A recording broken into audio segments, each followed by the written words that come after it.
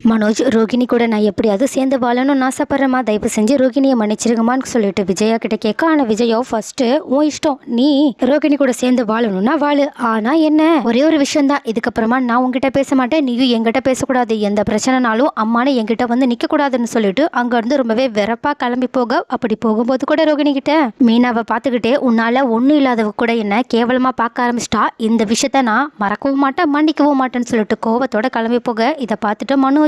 சோகத்தோட நின்னுக்கிட்டு இருக்காங்க. அவங்க கிட்ட அண்ணாமலையோ, நான் விஜயா கிட்ட எவ்வளவோ சொல்லி புரிய வைக்க முயற்சி பண்ணிட்டேன், ஆனா அவ கேட்கற மாதிரியே தெரியல, அதனால இதுக்கப்புறமா நீதான் உன்னோட அம்மாவோட மனசை மாத்த முயற்சி பண்ணணும், ஏன்னா ஒருத்தனுக்கு குடும்பமும் முக்கியம், அம்மாவும் முக்கியம், கொண்டாட்டியும் முக்கியம், அதனால என்னன்றத நீயே பார்த்து பண்ணிக்கப்பா அப்படின்னு சொல்லிட்டு அங்கிருந்து கிளம்பி போக, மனோஜோ கோவத்தோட ரோகிணிய பார்க்காம போகிறாங்க. இதை பார்த்த ரோகிணியும் சோகத்தோட கிளம்ப, மீனாவும் முத்துக்கிட்ட வருத்தத்தோட, ஏங்க ஒரு பக்கம் பார்த்தா உங்க அம்மா ரோகிணியையும் மனோஜையும் சேர விட மாட்டாங்க போலியோன்னு சொல்ல, ஆனா முத்துவோ ஆமா செஞ்சப்பாவும் சொல்லட்டி அடிக்குது, இப்ப என்ன பண்ண முடியும், ஒன்னும் பண்ண முடியாது, அவங்க தலையில அதுதான் எழுதி இருக்குன்னு சொல்லிட்டு அசால்ட்டா அந்த விஷயத்தை எடுத்துக்கிறாங்க. அப்ப கரெக்டா மீனா போனுக்கு சீதா கால் பண்ணி இந்த மாதிரி வீட்டுக்கு அருண் அவங்களோட அம்மாவோட வர்றதா மெசேஜ் பண்ணிருக்காங்கன்ற விஷயத்த சொல்ல, முத்துவும் ஆல்ரெடி இப்போ அருண் மேல செம்ம கோவத்துல இருக்கனால இந்த விஷயத்த மீனா முத்துக்கிட்ட சொல்லாம ஏதோ பூ ஆர்டர் வந்திருக்குன்னு சொல்லிட்டு போய் சொல்லிட்டு அங்கிருந்து கிளம்பி உடனடியே தன்னோட வீட்டுக்கு போயிட்டு என்ன விஷயம்னு கேட்க, மீனாவோட அம்மாவும் நடந்த விஷயத்த சொல்லிடுறாங்க. சத்யாவுமே இந்த மாதிரி சீதா சொன்னதுனால அவங்களுமே வீட்டுக்கு வந்துடுறாங்க.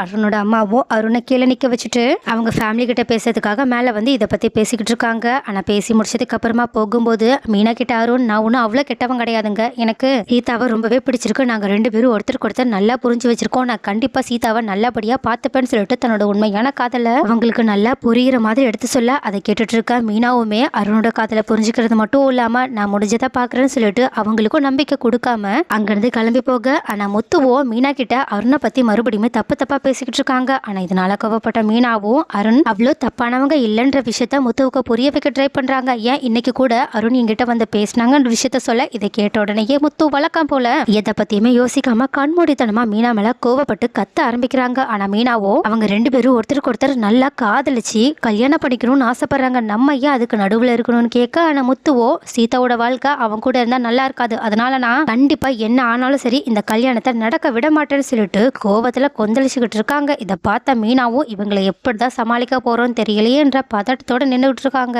சோ கைஸ், முத்து எப்பதான் அருணோட நல்ல மனசை புரிஞ்சுக்கிட்டு சீதாவோட கல்யாணத்துக்கு சம்மதம் தெரிவிக்க போறாங்க. அருண் இந்த விஷயத்துல முத்துவை சமாதானம் செய்ய என்னதான் பண்ண போறாங்க, அடுத்து அருணும் முத்துவும் எதிரிகளா இல்லாம எப்பதான் நண்பர்களா மாற போறாங்க, அவங்க கூடி சீக்கிரம் நண்பர்களா மாறணும்னு யாரெல்லாம் ஆசைப்படுறீங்கன்றத கமெண்ட்ல சொல்லுங்க.